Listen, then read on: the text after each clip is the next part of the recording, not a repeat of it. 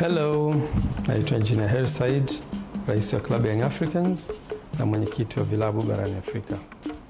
Leo nina furaha kubwa sana kutoa shukrani zangu za dhati kwa taasisi ya World Football Summit. Taasisi ambayo kwa makusudi kabisa iliona ina jitihada za kunialika kuhudhuria summit hiyo iliyofanyika Rabat nchini Morocco mwaka huu 2025. Katika summit hiyo ambayo iliwakutanisha watu wengi ulimwenguni ambao wanashughulika na mpira, lakini pia wanaotoa huduma katika nyanja mbalimbali zinazohusiana na mchezo huu pendwa ulimwenguni, waliweza kushiriki katika summit hiyo na kutoa michango yao mbalimbali. Taasisi hii iliona pia ina sababu ya kunipa nafasi ya kuzungumza kwenye platform maalum kabisa iliyoandaliwa kwa ajili ya kujadili maendeleo mbalimbali ya mpira.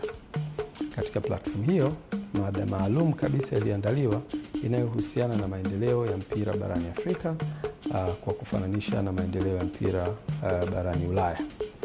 Na kupitia platform hiyo tupata nafasi ya kushiriki na nguli mbalimbali.